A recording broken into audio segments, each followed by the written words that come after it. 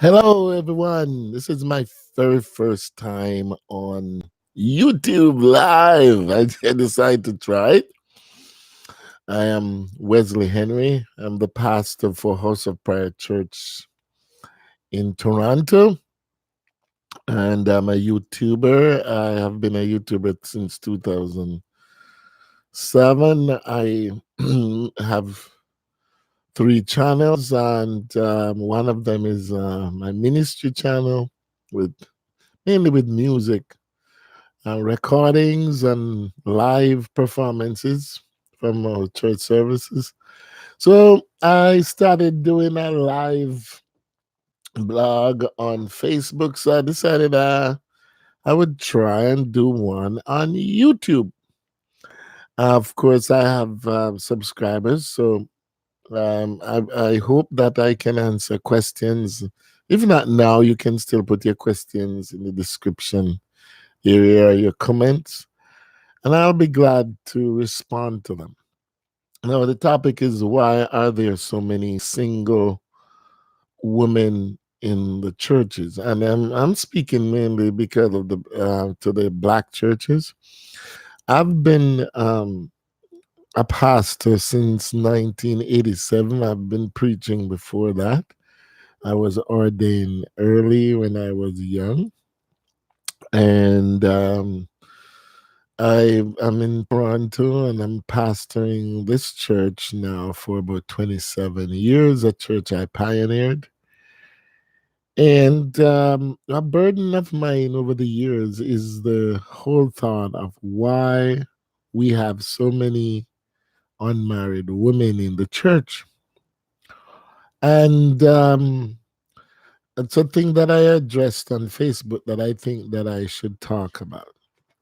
One of the things, first thing is, it is said that 80% of black women are single. That was a study done in about 2005 in the United States. Well, when they say single, they're talking about women who are they may have somebody, but they're not married or not living common law.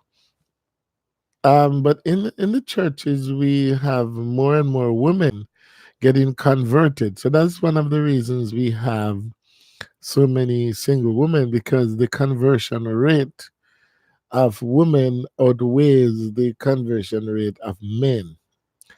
And a lot of the men who get converted in church are normally men who are already married or young people. So if you are, say, in your 30s or 40s, and you don't have anybody, it's kind of tough, especially if you're attending a small church, because you're going to find that a lot of the converts are teenagers or people in their early 20s. And so there's a huge age gap with the converts. Or when somebody who gets converted in their 30s and 40s, men mainly, they're either separated or divorced or not interested in getting married or settling down with anybody. So that's one of the reasons. It has been a problem for a long, long time, though, very, very long time. In the Bible, that is why we have polygamy. Where in the Bible, where you had a lot of men marrying, a lot of women rather marrying. You have like one man. Solomon had like about 700 wives. David had about 8 wives, and so on. And there were different reasons why they had more than one. But one of the reasons was because they used to have a lot of wars. And remember, girls used to get married in those days to sometimes to older men, but even when they got married to younger men, the younger men were sent to war and so on. And the girls would get married at like age 15, 16. And therefore, what you would end up with is a lot of young widows. So it was quite common for one man to marry more than one, and it was a way of protecting women, because in those days women were not allowed to own property. They were not allowed to hold certain positions of authority like now, where they have jobs and all of that. Women were not allowed to do that. And so the protection was to marry to somebody, even though the person may have a wife already. And because it was a custom, people were used to it. They did have conflicts. The wives had conflicts, but it still was a part of the culture. But the thing about it now, we don't have that system anymore, because Paul was the one who actually put a stop to it when he said the church leader should be a man of one wife. When he wrote at the time, there were men in the church who had multiple wives, but Paul didn't feel like any of them should be church leaders. And so over time, not only churches, but countries put it in their bylaws that the when someone marries, should a man should only marry one wife. So here in North America, we have a shortage of women in the churches. One, because of the conversion rate, and more women getting converted than men, and two, also because the men tend to do risky jobs. They said that most years, um, more boys are born than girls, but by age 8 or so, it evens out. And by the age 16, you have more girls, because boys take more risk. Um, the sports they play, boys tend to play riskier sports.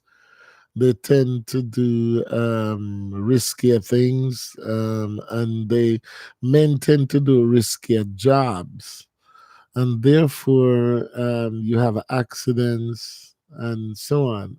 Then the men also um, tend to commit more crime than women. So if you look at the facilities, the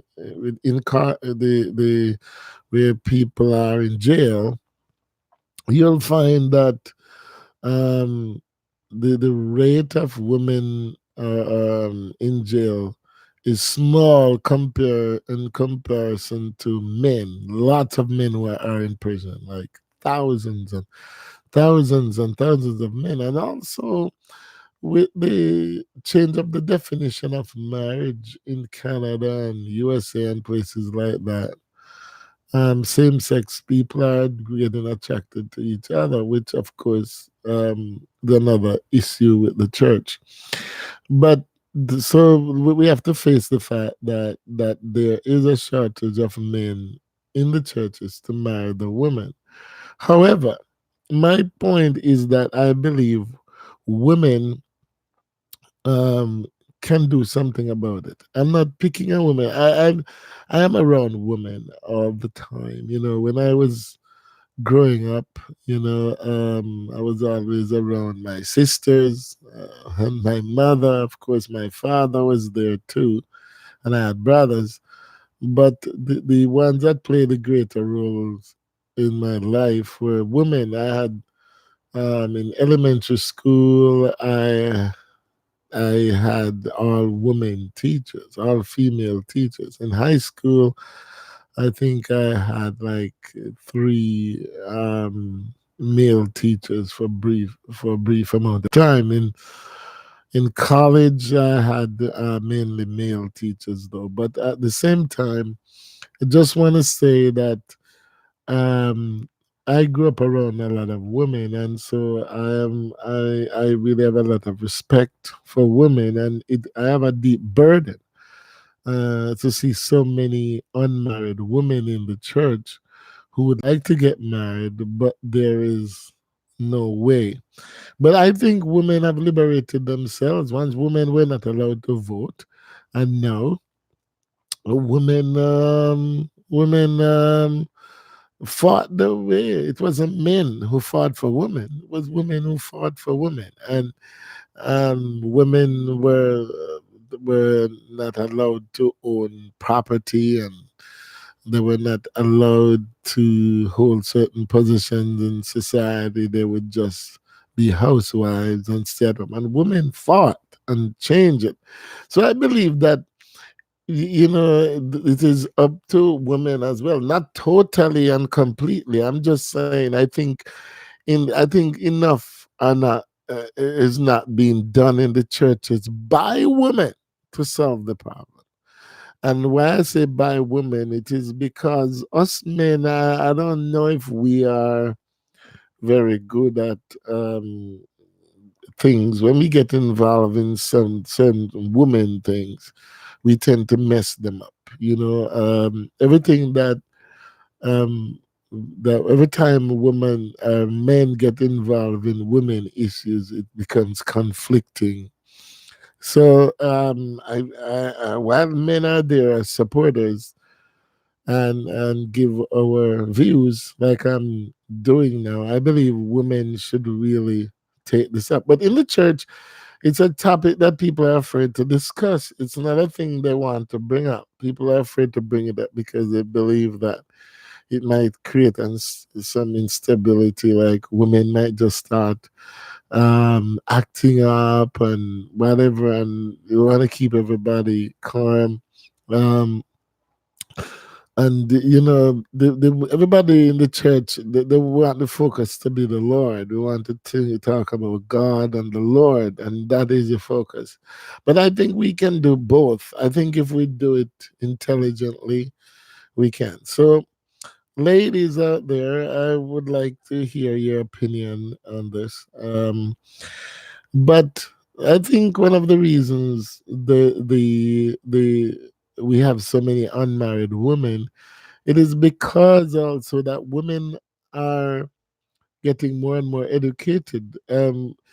Women are are really taking their studies seriously. How many women drop out of school? Not as many as men.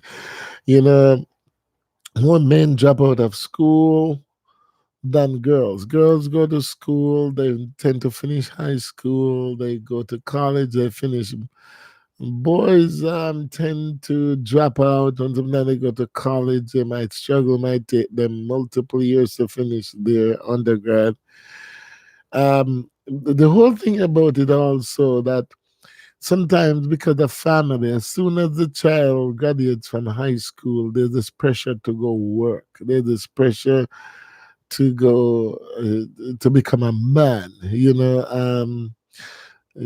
and so men tend to do jobs like service jobs, like men tend to do like construction and auto mechanic, trade jobs.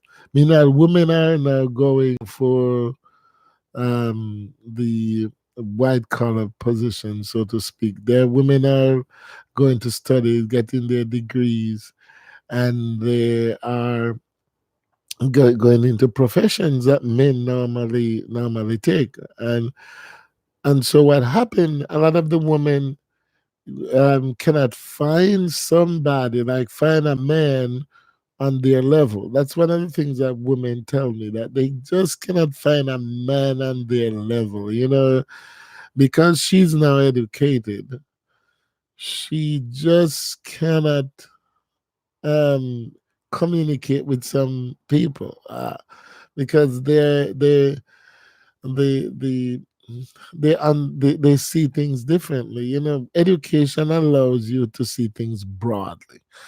When you are not educated, you see things narrowly, because that's what information does, allow you to see things from multiple sides.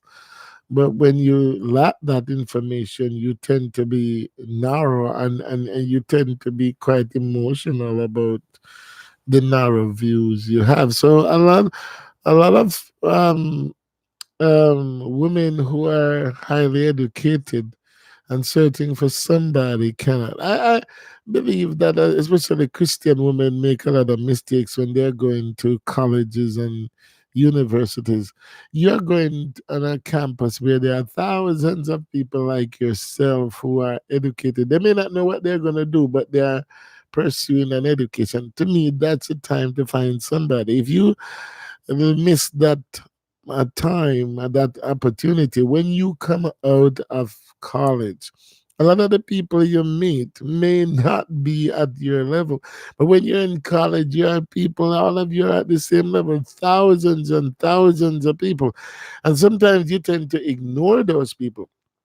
You try and you don't get to know them, or you're not as friendly with them, or for whatever reason. But you think you have all this time, and you think, oh, when I become a manager, when I start my own business, or when I finish, then I'm gonna settle down. And then when you realize you actually can't. And then sometimes you might be in a relationship there and it breaks, but because you never get to know a lot of people there's no one to turn to. So that is one of the problems. And in the church, you find that there's also an age gap. A lot of people who go to church, they're either like young teens, early 20s, or sometimes you have a gap of late 30s, early 40s, late 30s, 40s, and 50s. And so what happened is that when you have that age gap, it's difficult because in the church, you will find that a gentleman might say a lady is 35.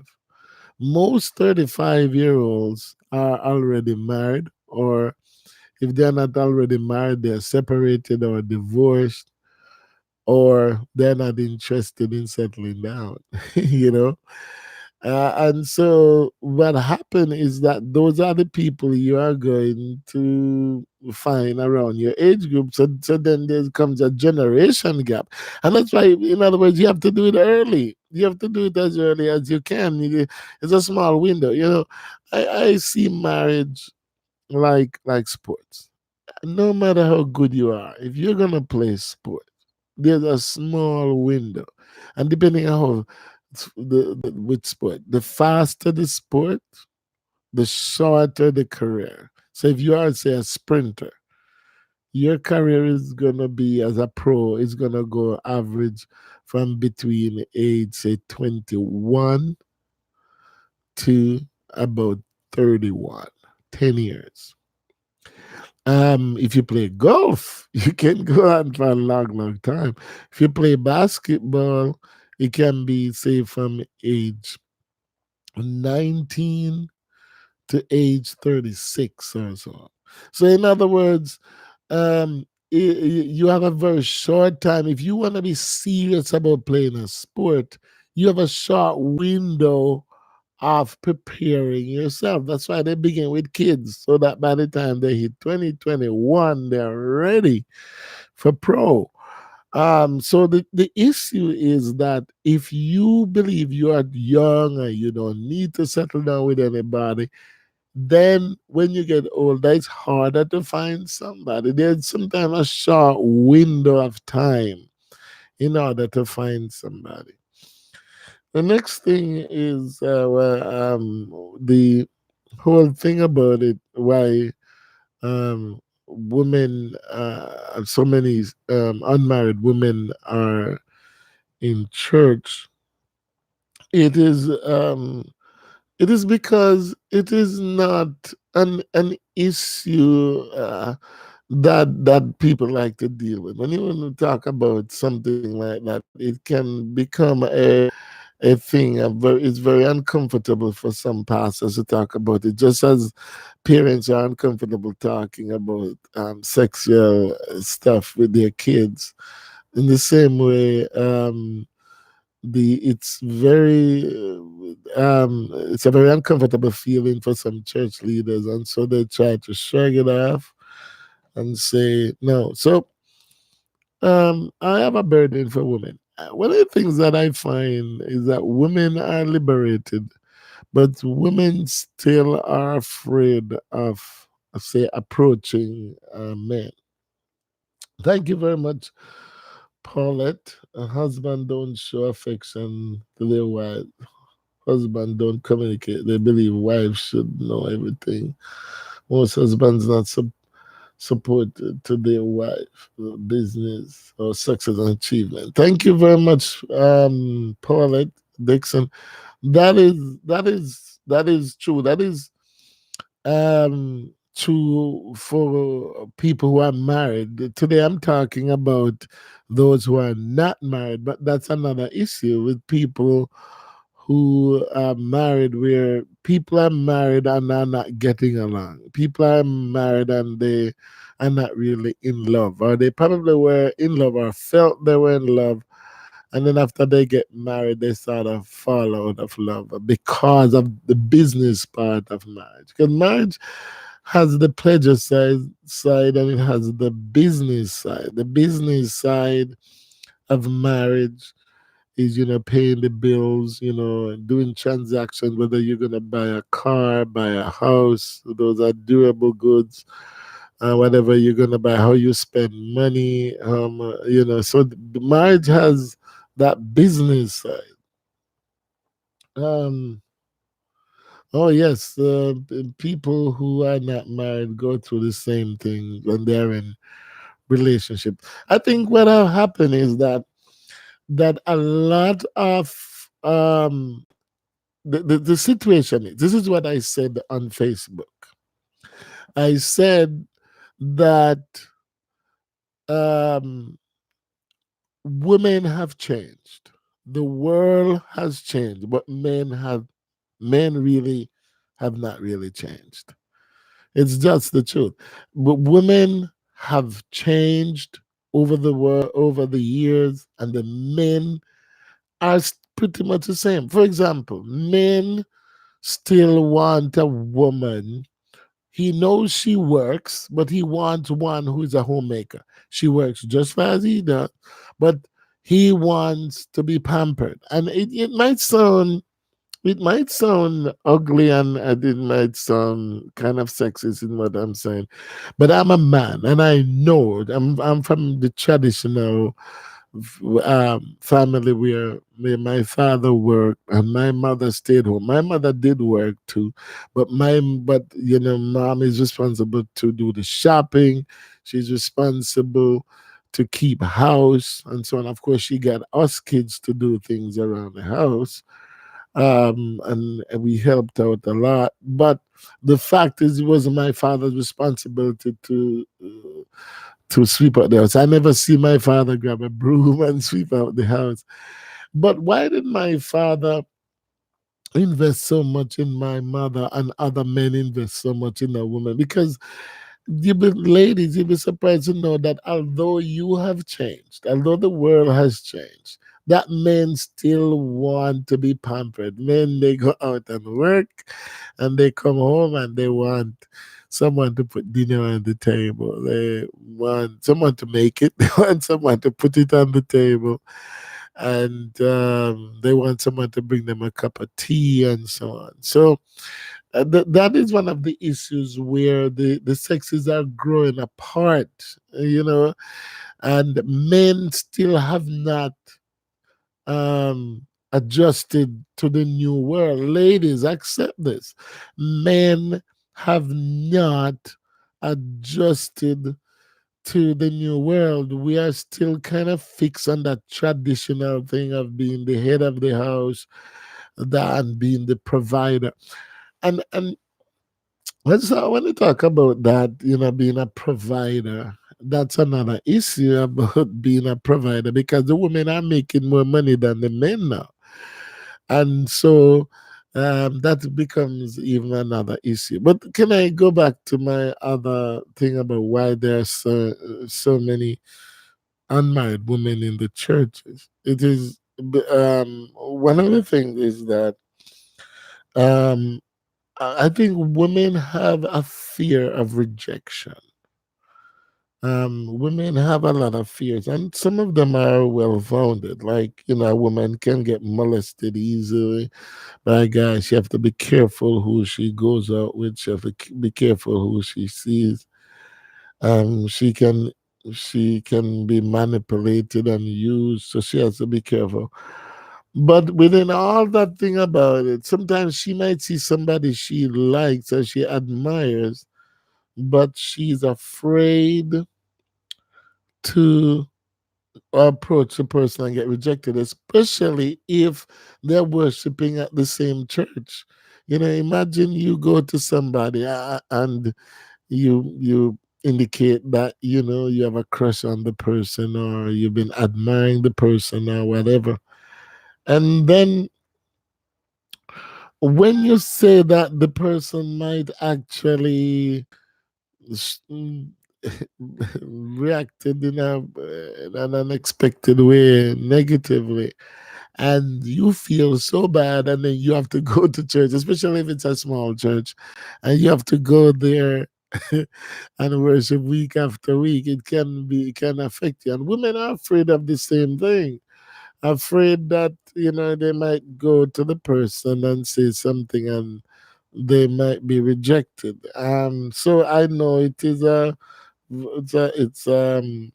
difficult thing. However, I believe that that knowing how to meet people, teaching yourself to initiate conversations, is a very good start. I mean, and it's funny, women will go through the extra mile to give and to make the man feel good in every way possible. Yeah, women tend to do that. And I think one of the things with men is that men kind of feel that's her job.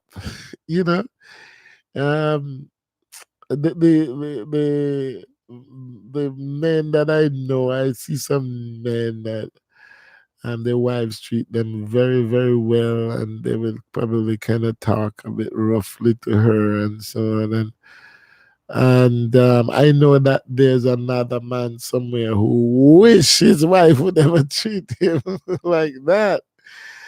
The thing is that sometimes you're in a relationship and you kind of feel that's that person's job, so you don't show as much gratitude, you don't show as much appreciation for what the other person has done. And sometimes the man, by just working and bringing home some money, he figure he has done his job, and that he feels that I did enough. And so when he hear that he's not doing enough, he's but I work and I brought money in, and you spend my money, or I spent it on the home, or I spent it on you, and so they kind of feel like that is it.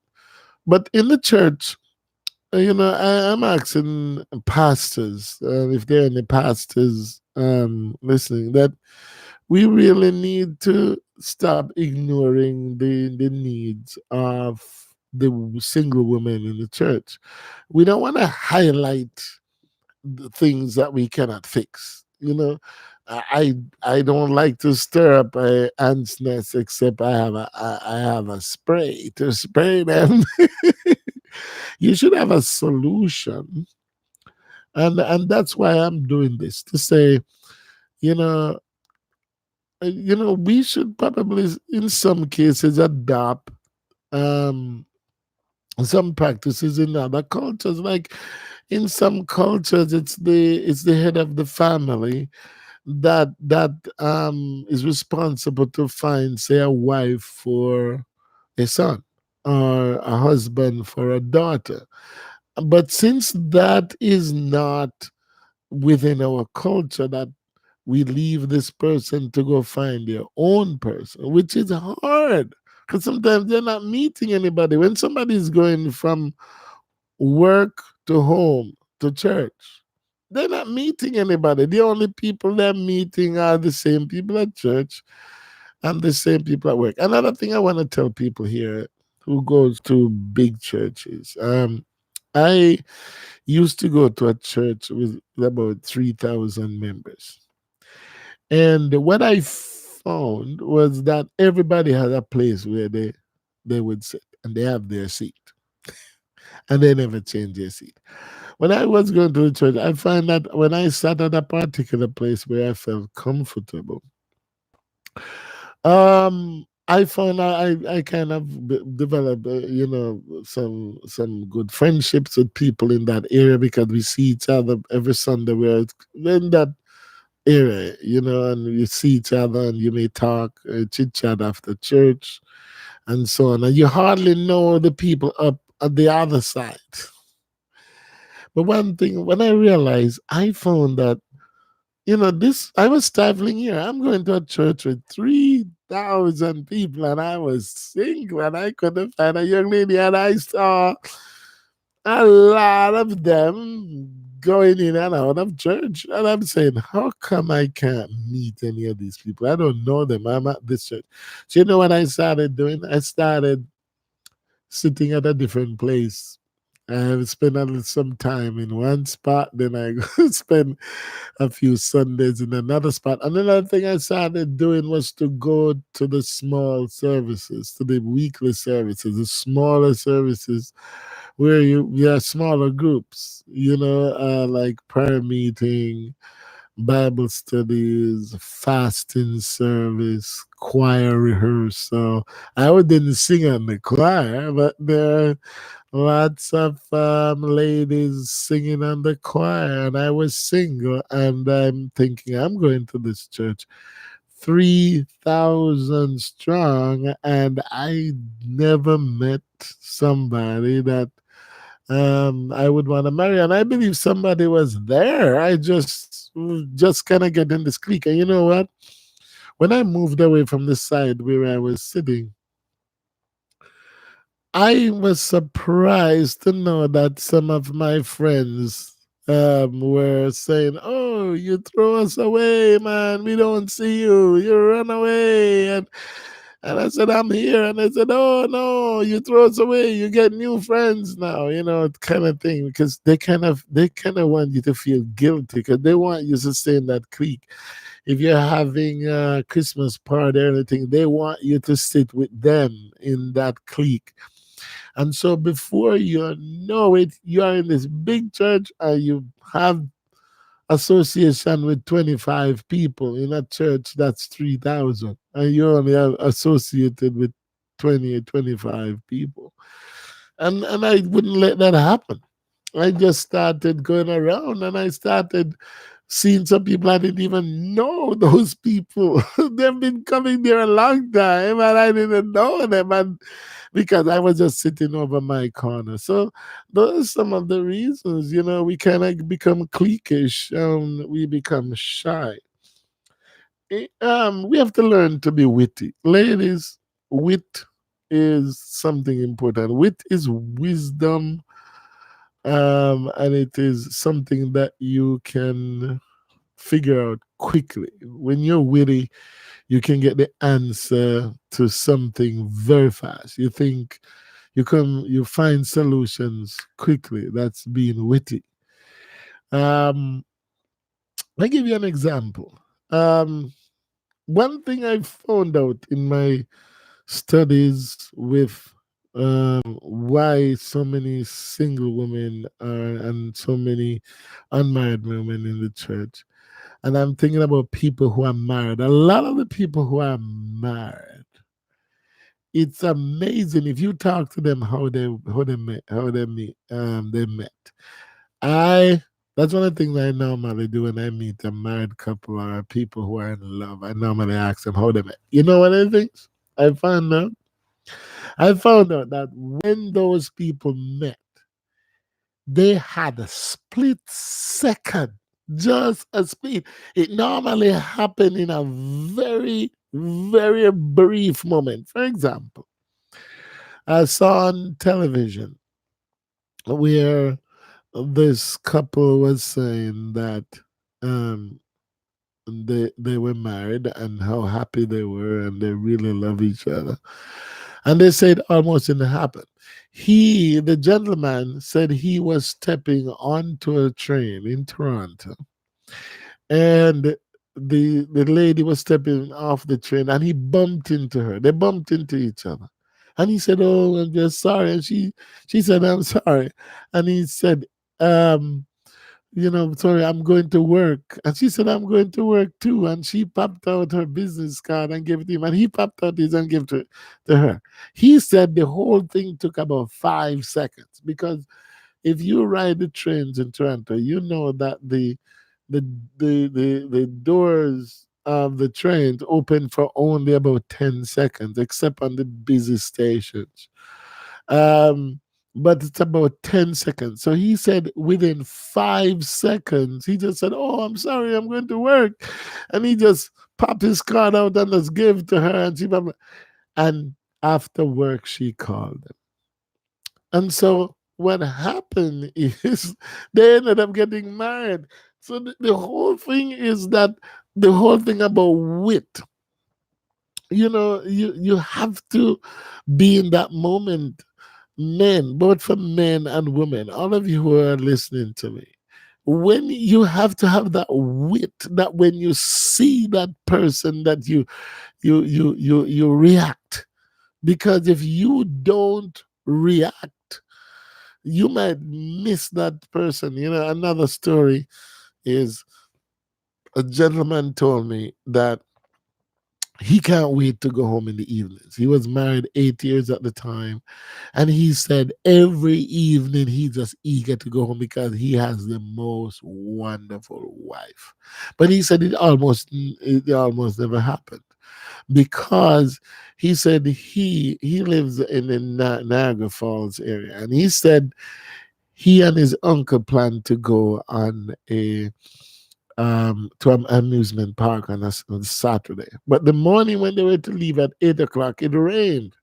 And they decided they're not gonna go again. But about 11 o'clock, he said he and his uncle said, "You know what, we planned the day to go out and spend the day. Why not let's just go?" And he said, "It's all right, yeah, we packed the car already and everything. Just let's go."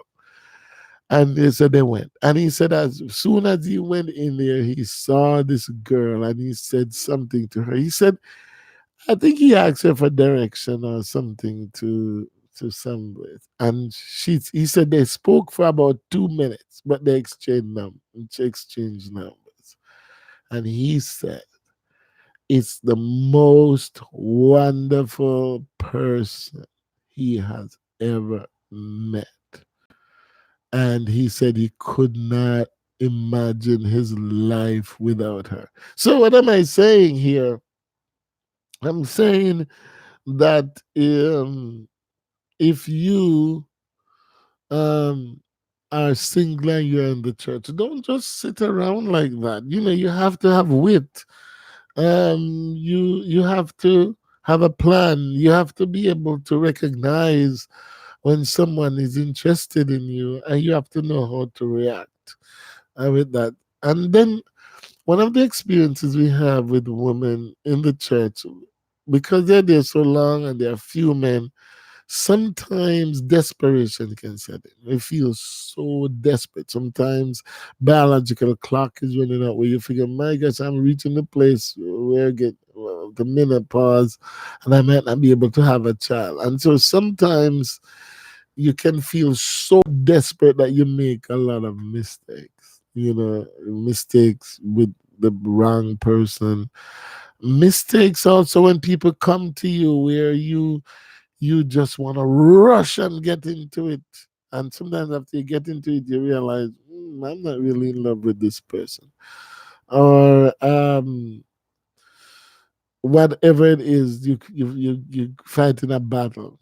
Let me hear what Paulette is saying again. Again, most women wait for men to make the first move. That's exactly the thing I'm talking about. And ladies, you don't know men like women who make the first move. That is one of the things I found out. A lot of married people you see out there, the lady made the first move. It's true. Um, And I've never seen a woman bowing down and proposing to a man, but I think it's gonna come to that. You know why? Because one time it was a man doing it because the man is a provider. But women are earning more money than men now. Women are more qualified than men. Women are stronger. Women um, are now the leaders in many ways, you know. So I believe that that's going to happen. But you have to make sure you're in a relationship for a long time and you know what the person will do, that the person won't say no. So, ladies, I want you to understand that if you are going through a situation that you are lonely, and if you're waiting on the Lord, you have to know that you have a part to play too. That's what this program is about. That's what prompt me to start this blog, to say, listen, if you are looking, if you're single, you have a responsibility to pray.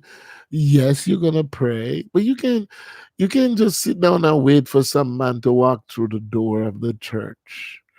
No, you have to take action, and you have to go where people are, and you have to um read about, know about people. The Bible said Jesus knew man, and no man nobody could tell him about man, because he knew man and he knew what was in man. You need to study people and know who people are and know the reaction. So when you meet somebody, you kind of have a foreknowledge of what type of person that person is. You have a knowledge. um So, and next thing is that sometimes somebody don't have a spouse, but they're looking for a trophy. They're looking for somebody they can show off. Listen, it's not, I would like to have a nice, beautiful wife that I can show to everybody and say, this is my wife. And women like to have a nice, handsome guy, say, hey, this is my husband. And especially if he's a successful person, if he's a wealthy person, is a well-known person, or whatever. We all like trophies, but listen, when you're looking for a relationship, you're not looking for a trophy. You're not looking for somebody who will please the world. You're looking for somebody who will please you. You're looking for a friend, somebody you can talk to, you can share secrets with, somebody you can laugh with, somebody you can play with, somebody you can have fun with. And that's why when you meet somebody and if a person has a bad temper, you won't be able to laugh with that person. You won't be able to play with that person. You won't be able to have fun with that person. Yes, you might have sexual relationship with the person, sexual relations with the person, but you really won't have fun with the person. So that's one of the things you must look out for. If the person has a bad temper, I think it's a no. You know, the person is overly sensitive, the person is jealous of you, that means they don't trust you. And sometimes it's not about you, it's about them. They just don't trust nobody. And you have to know that it's not you. That's the way that person is. You're not going to change them. You're just going to make your life miserable. Um, but we have a lot of unmarried men, women in the church, and we would really like to see a lot of these women get married. Um,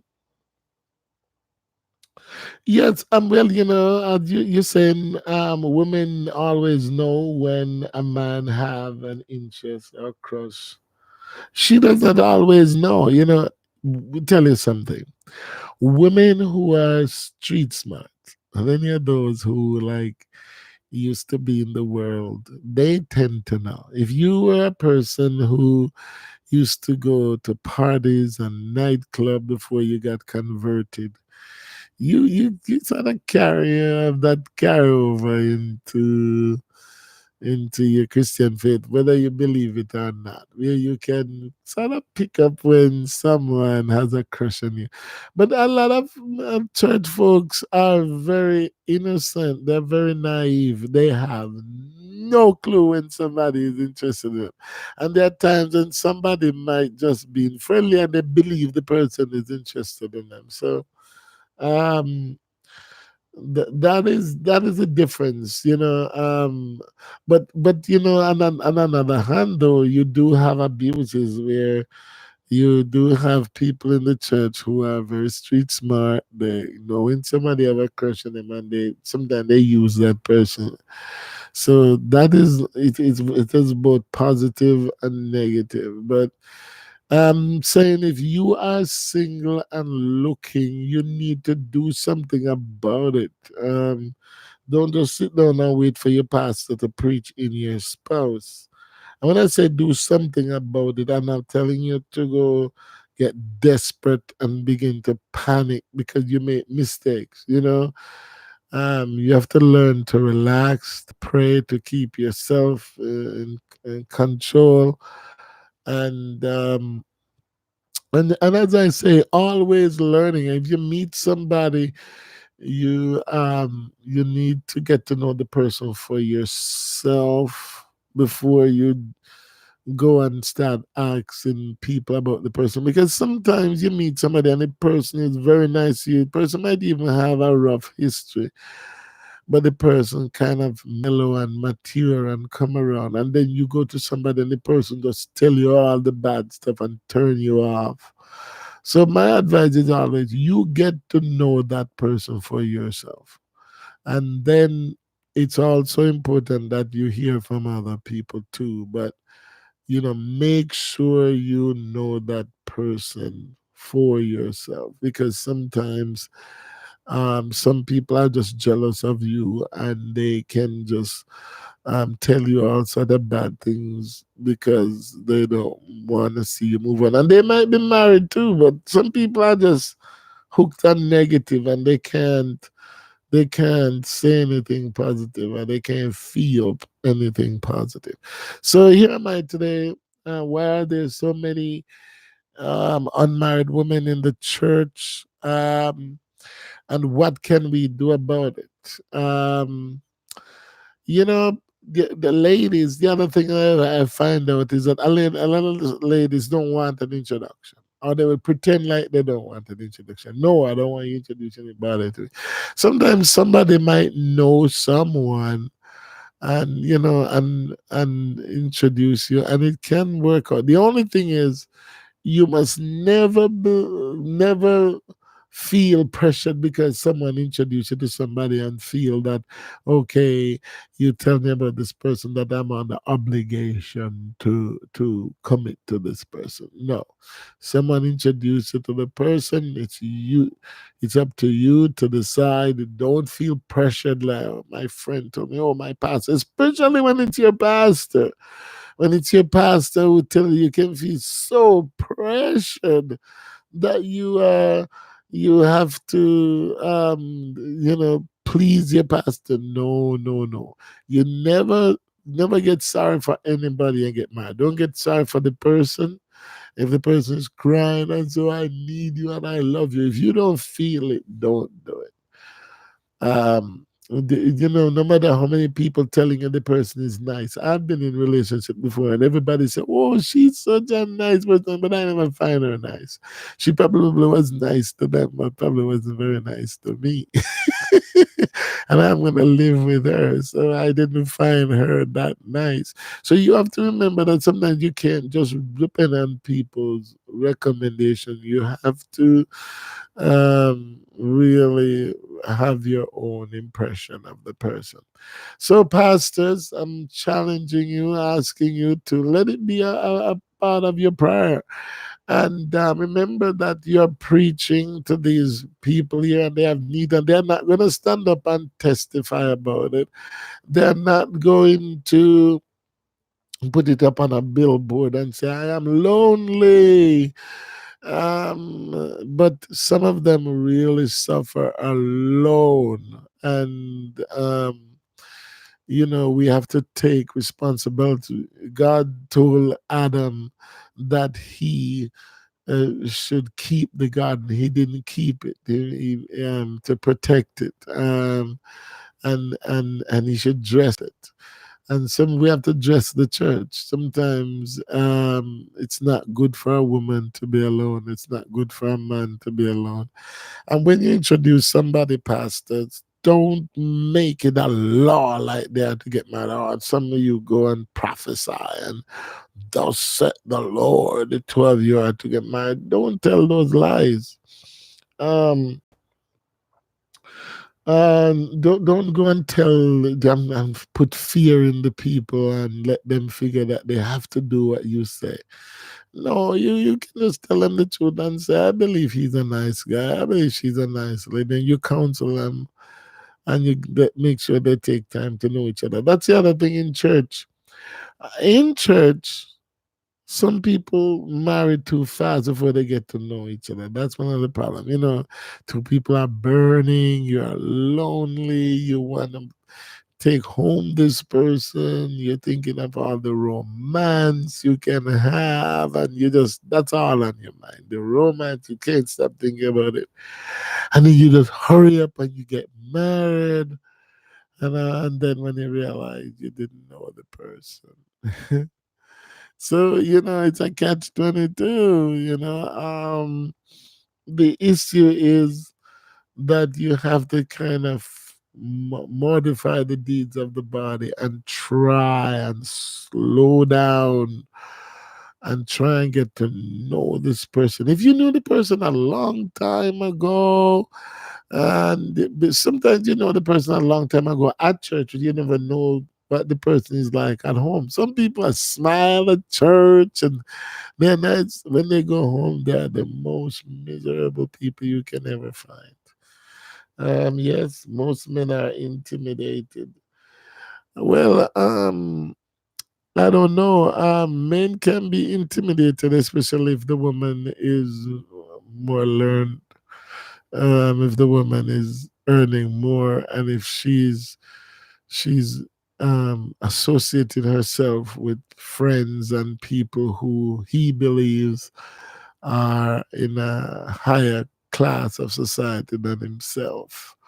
He can get intimidated if he's just a handyman, a carpenter, and she's a